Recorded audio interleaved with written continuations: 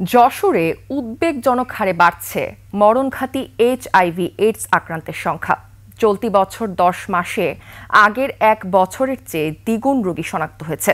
আক্রান্তদের বেশিরভাগই কম বয়সী। যশোর প্রতিনিধি শিকদার খালিদের তথ্য ভিডিওতে ডেস্ক রিপোর্ট। সানবিট সব দিবে সামাল। সানবিট ম্যাজিক প্রেস ডিশওয়াশিং এর মাথা ঘোরানো সলিউশন।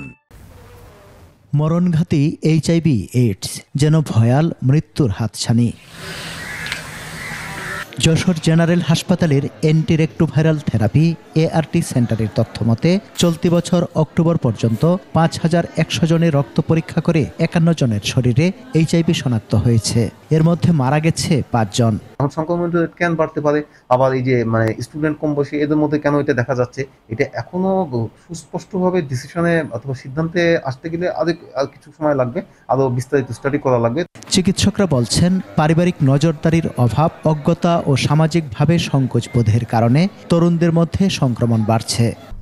এদের মধ্যে একটা বড় অংশ আছে যারা অবাধ যৌনাচারের মাধ্যমে ছড়াইছে, এবং কিছু আছে যে সুই সিরিঞ্জের মাধ্যমে ছড়াইছে। আগে এনজিওগুলো এইচআইভি নিয়ে প্রচুর কাজ করলেও এখন কর্মসূচি খুবই কম। আমরা যতই এটা আড়াল করি, এই জিনিসগুলো কিন্তু সামনে চলে আসে এবং এটা যেন সায়েন্টিফিক ওয়েতে আসে এবং এটা যেন নিরাপদভাবে আসে, এটা আমাদের নিশ্চিত করার দায়িত্ব কিন্তু আমাদের বাবা মাদের।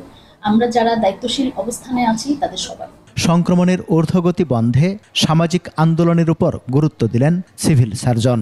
আমার সন্তান কোথায় যাচ্ছে, কখন বাসায় ফিরছে, কার সাথে মিশছে, এই বিষয়গুলো যদি আমি প্রথমত অভিভাবক হিসেবে নিশ্চিত না করতে পারি, তাহলে অন্যজন কিন্তু আমার সন্তানকে রক্ষা করবে না।